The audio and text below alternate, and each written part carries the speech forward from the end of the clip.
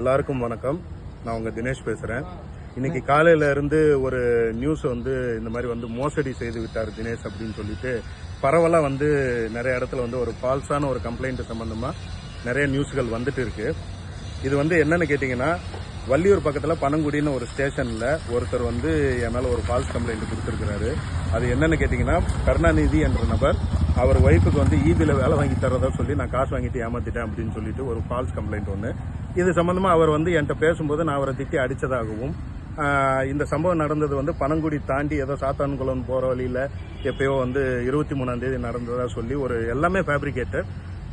இது சம்பந்தமா போட்டு அவர் ஹாஸ்பிட்டலில் போய் அட்மிட் ஆகி டைரக்ட் எஃப்ஐஆர் ஆகிற மாதிரி ஒரு நல்ல ஒரு ஃபேப்ரிகேட்டடா ஒரு விஷயம் ஒன்று பண்ணியிருக்கிறாங்க.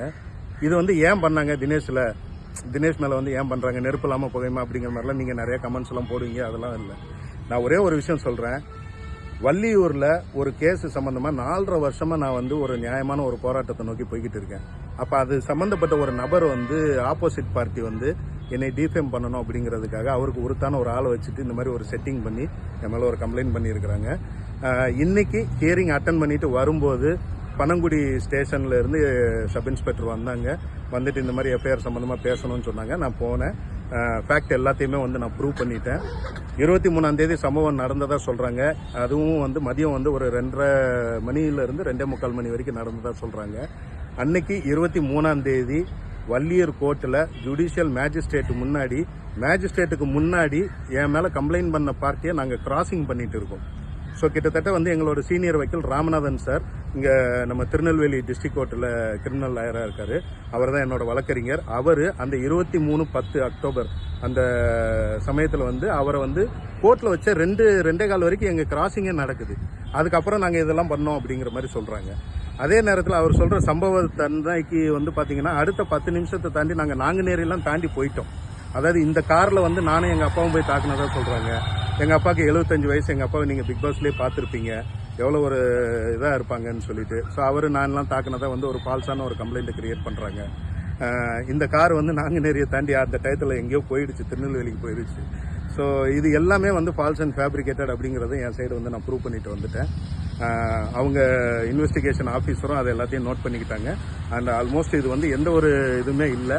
இதை பண்ணது யாருன்னு பார்த்தீங்கன்னா, இப்போ இந்த வள்ளியூரில் என்னோட ஒரு கம்பெனியோட காசோலை எடுத்து ஒரு மேனேஜர் ப்ளஸ் அந்த வள்ளியூரில் ஒரு நாய்க்குட்டி செல்வின் அப்படின்னு சொல்லுவாங்க.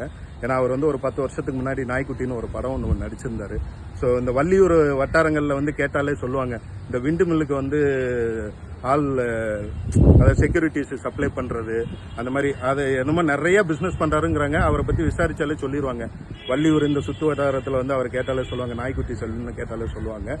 ஸோ அந்த நபர் நான் சந்திச்சுட்டு வர வழக்கில் ஆப்போசிட் பார்ட்டி. ஸோ கிட்டத்தட்ட கிராசிங்ல எனக்கு தெரிஞ்ச அவர் இந்த வழக்கில் ஏதாவது அவருக்கு ஃபேவரபிளா இல்லாம போகுதுன்னு நினைச்சாரா என்னன்னு தெரியல. ஸோ இந்த மாதிரி ஒரு நம்ம சினிமாலெல்லாம் பார்ப்போம்ல, ஸோ நமக்கு சாதகமா இல்லாத பட்சத்தில் இவனை கொஞ்சம் பயன்படுத்துவோம் அப்படின்னு சொல்லிட்டு இது என்னன்னா, இந்த நடிகர் அப்படிங்கிற காரணத்தினால டிஃபேம் பண்ணா பயந்துட்டு காசு கொடுத்துருவாங்க.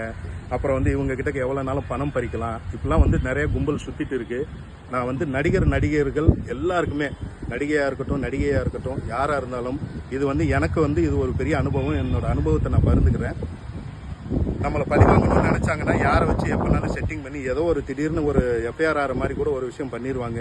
ஆனா அதுக்கப்புறம் அதை நம்ம இல்லைன்னு ப்ரூவ் பண்றதுக்கு எவ்வளவு அலையணும் பாருங்க. ஒன்றும் இல்லை, இப்போ காலையில இருந்து இந்த நியூஸ் வந்துச்சு. வந்ததுல இருந்தே தினேஷா பணம் மோசடி பண்றாள் அப்படிங்கிற மாதிரி ஒரு ரெஜிஸ்டர் பண்ணி விட்டுருவாங்க.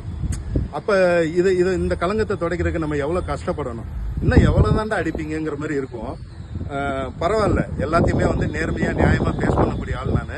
இன்னைக்கு அரெஸ்ட் அப்படி இப்படின்னு பயங்கரமா இதெல்லாம் சொன்னாங்க. அதெல்லாம் ஒன்றும் கிடையாது.